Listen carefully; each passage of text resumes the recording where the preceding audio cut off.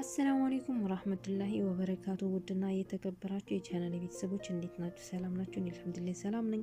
እናንተ እንዴት ናችሁ? በመላው ዓለም የምትገኙ ውድ ኢትዮጵያን በያላችሁበት ሰላማችሁ ብዝት ይበል። አላህ ሀገራችንን ሰላም ያደርግልን። ዛሬም በአላህ ፍቃድ አጠር ያለች አስተማሪ ታሪክ ይዤላችሁ ብቅ ብያለሁ ማለት ነው ውዶቼ። ኢንሻአላህ እስከ ቪዲዮ ፍጻሜ ድረስ አብራችሁን ቆዩ። ለዚህ ቻናል አዲስ የሆናችሁ ላይክ እና ሼር ሰብስክራይብ እያደረጋችሁ ቤተሰብ ሁኑ ማለት ነው።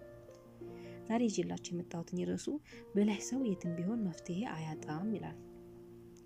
በአንድ ከተማ የሚኖሩ አንድ በእድሜ የገፉ ሰው ነበሩ።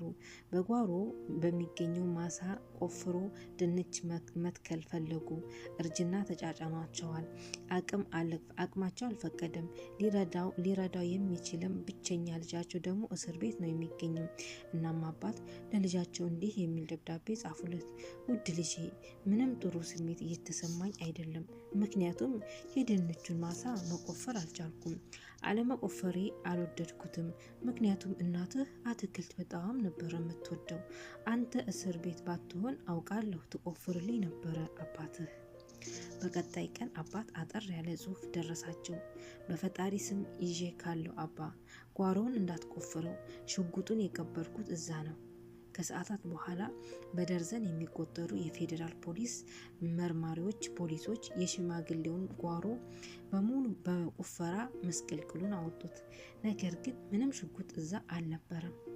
አባትም በጣም ግራ በመጋባት አጠር አድርገው ለልጃቸው ምን እንደተፈጠረና ቀጣይ ምን ማድረግ እንዳለባቸው ጻፉለት። ልጅ፣ አሁን ድንችን ትከላባ። ከዚህ ሁኜ ላደርግልህ የምችለው ነገር ቢኖር ይህን ብቻ ነው ብሎ ጻፈላቸው። ያለንበት ነባራዊ ሁኔታ እኛን ሊወስነን አይገባም። እንግዲህ ዛሬ ይዤላችሁ የመጣሁት እቺን ትመስላለች። አስተማሪ ናት ብዬ አስባለሁ። ትማሩበታላችሁ፣ ትጠቀማላችሁ ብዬ ማለት ነው። እና እንግዲህ በሌላ ቪዲዮ ደግሞ በሌላ እንደዚህ አስተማሪ ቪዲዮ እስከምመጣ ድረስ መልካም ሁሉ መኝላችኋለሁ። በያላችሁበት ሰላማችሁ ብዙ ይበል። አላህ ሀገራችን ሰላም ያደርግልን። ባይ ባይ።